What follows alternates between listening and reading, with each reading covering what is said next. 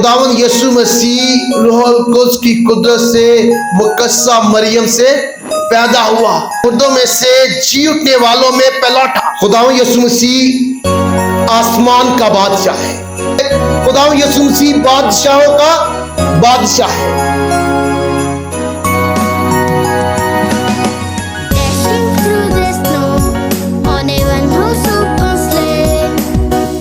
मसीह यीशु के बाबरकत नाम में आप सबकी सलामती हो। आज दिसंबर के महीने का पहला इतवार है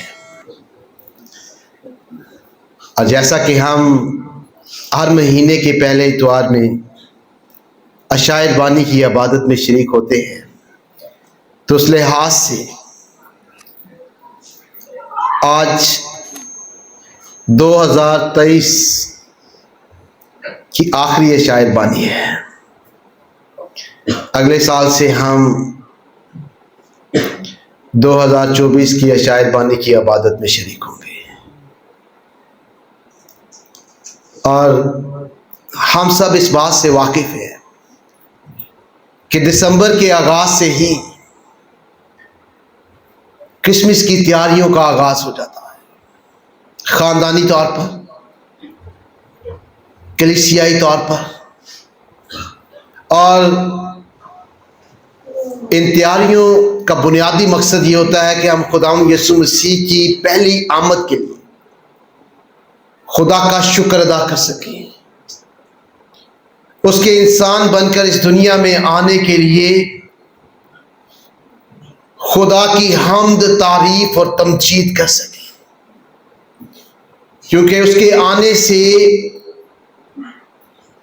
खुदा के नजात बख्श काम की तकमील हुई और मैं और आप इस काबिल बने कि हम खुदा के हजूर उसकी इबादत, बंदगी और प्रस्तिश कर सकें।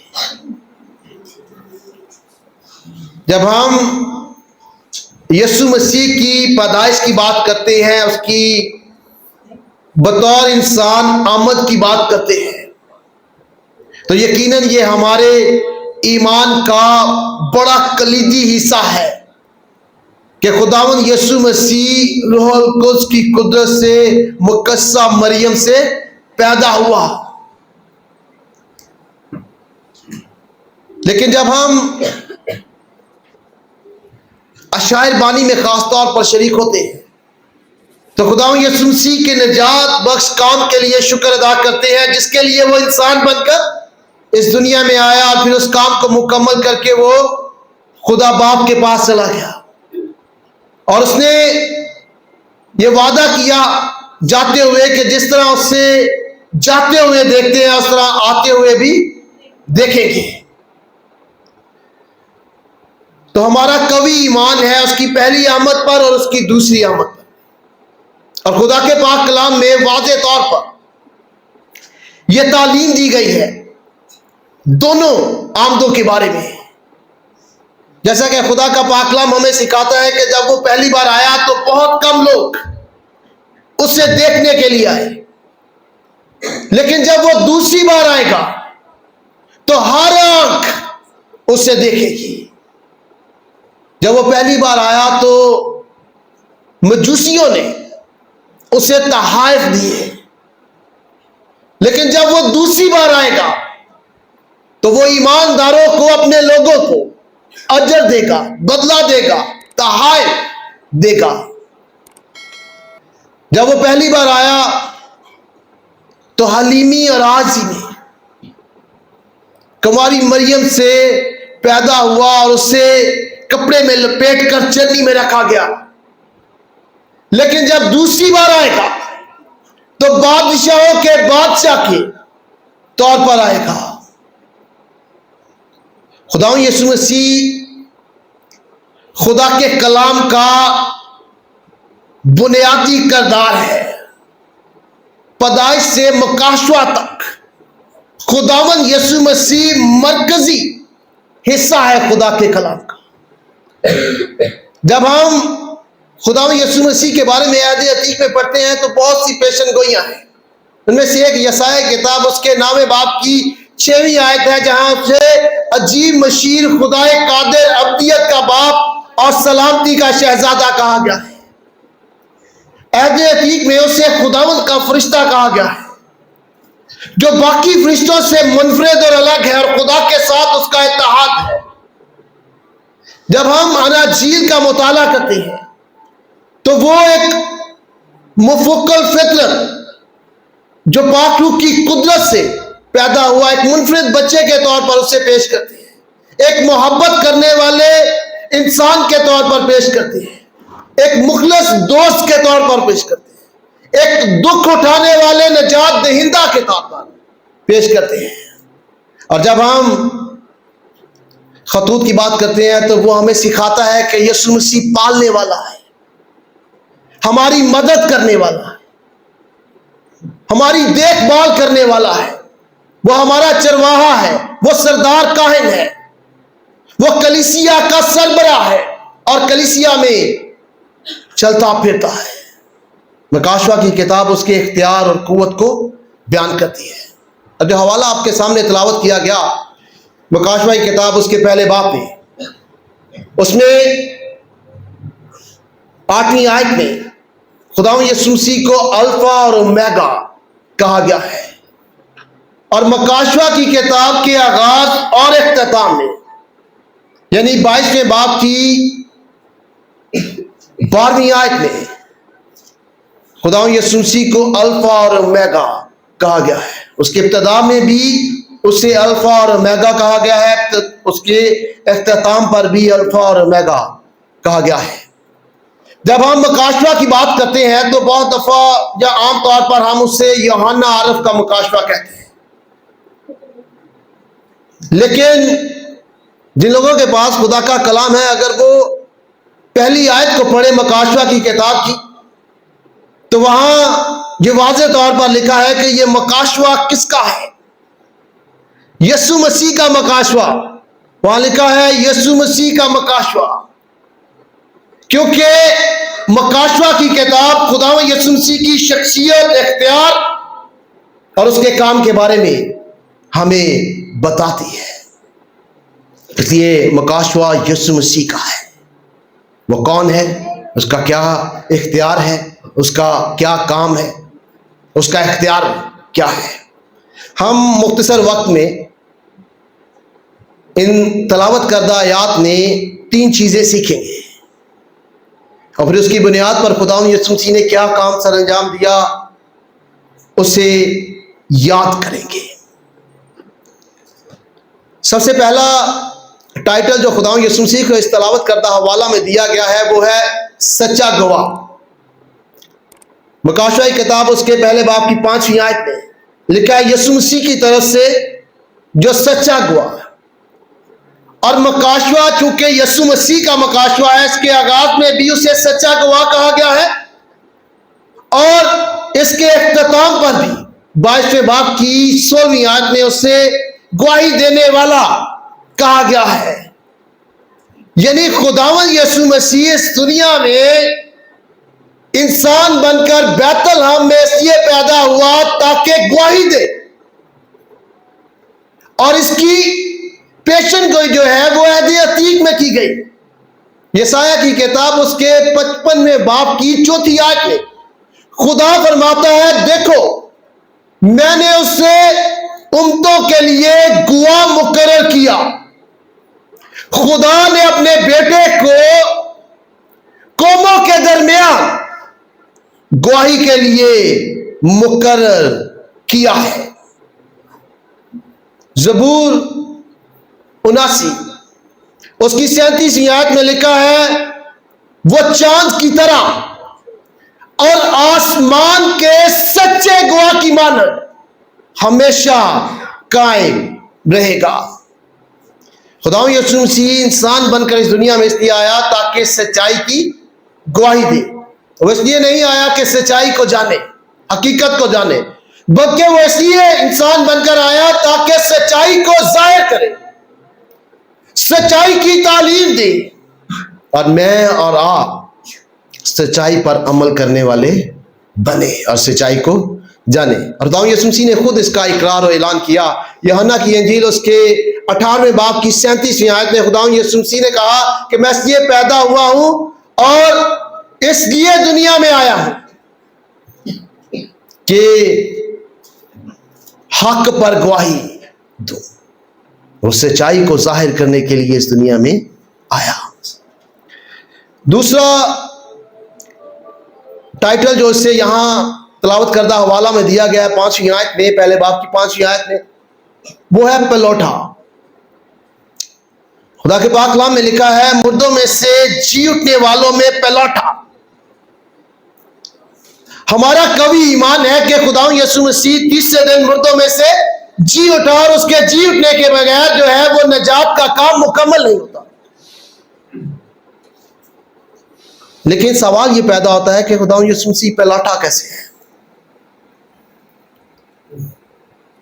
क्योंकि खुदा का पाक कलाम बताता है, अहद अतीक का अगर हम मुताला करें तो बताता है कि अहद अतीक में मुर्दे जो हैं वो जिंदा हुए। खुदावंद यीशु मसीह ने खुद मुर्दों को जिंदा किया, और जब वो कुर्बान हुआ तो बहुत से लोग जो है वो कब्रों में से जिंदा हो गए, उठ खड़े हुए। खुदा के पाक कलाम में लिखा है। तो फिर खुदावंद यीशु मसीह कैसे मुर्दों में से जी उठने वालों में पलौठा हुआ, जबकि उससे पहले लोग जो है मुर्दों में से जी उठे। तो यहां पलौठे से मुराद पहला नहीं है, पलौठे से मुराद है बड़ा, अजीम, सुप्रीम, आला। खुदा के पाक कलाम में हमें यह सिखाया गया है कि जितने लोग पैदा हुए हैं और मर गए हैं, एक वक्त आएगा कि वो सब जी उठेंगे। और यूहन्ना की इंजील उसके 5वें बाब के 29वीं आयत में लिखा है, जिन्होंने नेकी की है वो जिंदगी की क़यामत के वास्ते, और जिन्होंने बदी की है वो सजा की क़यामत के वास्ते। तो फिर उन जी उठने वालों में से खुदावंद यीशु मसीह पलौठा कैसे हुआ? क्योंकि जितने लोग जी उठे उससे पहले और जितने उसके बाद जी उठेंगे उसके आने पर, उनमें से खुदावंद यीशु मसीह अफजल है, बड़ा है, सुप्रीम है, आला है, अजीम है। और उसकी वजह यह है कि वो सच्चाई की खातिर दुख उठाने, मरने और जी उठने के लिए तैयार था, और इसी मकसद के लिए वो इस दुनिया में इंसान बनकर आया है। और उसके इस सच्चाई के लिए दुख उठाने, कुर्बान होने और मरने और जी उठने की वजह से वो पलौठा है, अजीम है, बड़ा है, आला है। और उसके इस आला और अजीम काम की वजह से हमारे लिए जिंदगी का दरवाजा खुलता है।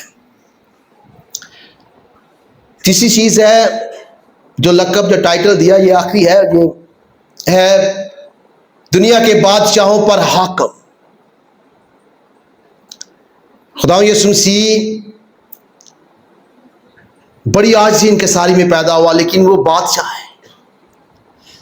और हम जानते हैं कि मजूसी जो है वो उसे सजदा करने के लिए आए, और मजूसियों का सजदा करना इस बात को जाहिर करता है कि वो बादशाह है, क्योंकि वो बादशाह बनाने वाले हैं। एक सवाल है कि मजूसी कहां आए थे?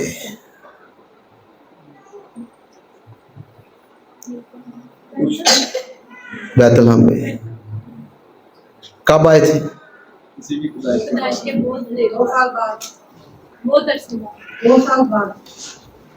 2 साल बाद, साल या 2 साल के बाद, एक अरसे के बाद वो चरनी पे नहीं आए थे। चरनी पे कौन आए थे? चरवाहे आए थे। उन्हें क्या पैगाम दिया गया था कि तुम्हें एक बच्चा जो है कपड़े में लिपटा हुआ चरनी में मिलेगा, या तुम एक बच्चे को कपड़े में लिपटा हुआ चरनी में पाओगे। और वो क्योंकि नजदीक थे इसलिए वो उसी वक्त आए। जो मजूसी थे उन्होंने पूरब में सितारा देखा था। और फिर खुदा के पाक कलाम का अगर हम मुताला करें तो खुदा का पाक कलाम हमें बताता है कि वो सितारा कहां आके रुका था? उस घर के ऊपर, उस घर पर आकर ठहर गया था जहां बच्चा और माँ मौजूद थे, इसलिए वो चन्नी में नहीं आए थे, वो घर में आए थे जहाँ। और अगर हम आजकल ड्रामों का एक जोर होता है कलीसियाओं में, तो उसमें क्योंकि उन्होंने ड्रामा जल्दी से ख़त्म करना होता है, या क्योंकि वो एक ही जगह पर चन्नी में ही चरवाहों को भी ले आते हैं, फिर मजूसियों को भी ले आते हैं, लेकिन खुदा के कलाम में ऐसा नहीं है। तो ये फ़र्क हमें पता होना चाहिए। ड्रामे देखकर हमारा ज़हन सिर्फ ड्रामों पर ही रह जाता है, फिर खुदा के कलाम से हट जाता है। इसलिए हमें पता होना चाहिए कि मजूसी कहाँ आए थे, चन्नी में आए थे कि या घर में है। खुदा के पाक कलाम में लिखा है कि वो सितारा एक घर पर आकर ठहर गया था जहां वो बच्चा और माँ मौजूद थे, और वहां वो गए और उन्होंने उसे सजदा किया और तहाइफ दिए। खुदावंद यीशु मसीह अगरचे चन्नी में पैदा हुआ तो भी वो बादशाह है। खुदा के कलाम में उसकी बादशाहत की वुसअत को जो है वो बयान किया गया है, और चंद हवाला जात खुदा के पाक कलाम में से जो मैं आपके सामने रखना चाहता हूँ। खुदावंद यीशु मसीह आसमान का बादशाह है। मत्ती की अंजील उसके दूसरे बाब की दूसरी आयत के मुताबिक खुदावंद यीशु मसीह यहूदियों का बादशाह है। यूहन्ना की अंजील के मुताबिक खुदावंद यीशु मसीह इस्राएल का बादशाह है। पहला तीमुथियुस उसके पहले बाब की 17वीं आयत के मुताबिक खुदावंद यीशु मसीह अज़ली बादशाह है। और मकाशवा की किताब उसके 19वें बाब की 16वीं आयत के मुताबिक खुदावंद यीशु मसीह बादशाहों का बादशाह है। और इन तीन अलकाब पर पहलौठा, सच्चा गवाह और बादशाह की बुनियाद पर मकाशवा की किताब हमें सिखाती है कि वो हमसे मोहब्बत रखता है, और उसने अपने खून के वसीला से हमको गुनाहों से खलासी बख्शी है। खुदावंद यीशु मसीह हमसे मोहब्बत करता है, वो हमसे मोहब्बत करता था, करता है और करता रहेगा। और उसकी मोहब्बत की इंतहा क्या है कि उसने अपनी जान कुर्बान कर दी हमारे लिए, और उसके खून के वसीला से हमारे गुनाह जो हैं वो धोए जाते हैं। हमारे गुनाहों से हमें छुटकारा हासिल होता है, और वो वह जात है जो हमें गुनाहों से खलासी बख्शता है, और वो हमें निजात देने ही के लिए इंसान बनकर इस दुनिया में आया। हालांकि वो अल्फा और ओमेगा है। अल्फा यूनानी ज़बान का पहला लफ्ज़ है, और ओमेगा यूनानी ज़बान का आखिरी लफ्ज़ है। और इससे मुराद है कि खुदावंद यीशु मसीह इब्तिदा और इंतहा है, अव्वल और आखिर है, और वो अव्वल और आखिर हमारा मुनज्जी है और हमसे मोहब्बत रखता है कि वो हमारी मदद कर सकता है। लेकिन बतौर बादशाह क्या मैं और आप उसे अपनी ज़िंदगी में कबूल करते हैं? क्योंकि हमारे लिए ये सोचने की बात है कि क्या हम उसके ताबे रहते हैं। बादशाह के हुक्म की फर्माबरदारी होती है। और आज जब हम इस साल की आखिरी शायरबानी में शरीक होने को है, तो क्या मैं और आप सोचेंगे कि हमने गुज़िश्ता 11 महीने उस बादशाह को वाकई अपने दिल का, अपने जहन का, अपनी ज़ात का, अपने ख़ानदान का, अपनी कलीसिया का बादशाह तस्लीम किया है? क्या वाकई हमने उसकी फर्मा बरदारी की है? क्या वाकई हमने अपनी ज़िंदगियों में उसे इज़्ज़त और जलाल दिया है? इन सारी चीज़ों को परखने की ज़रूरत है और उसके सामने अपने दिलों को अंडेलने की ज़रूरत है, ताकि मैं और आप लायक तौर पर खुदावंद की मेज़ में शरीक हो सकें और आने वाले साल में बेहतर और लायक तौर पर उसके अहकाम के मुताबिक ज़िंदगी बसर करने वाले हों। खुदावंद मुझे और आपको ऐसा करने की तौफीक दे और इस पाक कलाम के वसीला से बड़ी बरकत दे। Thanks for watching. To watch more, subscribe, like and comment. Don't forget to Guardians of Faith PCP Gakher. Follow now.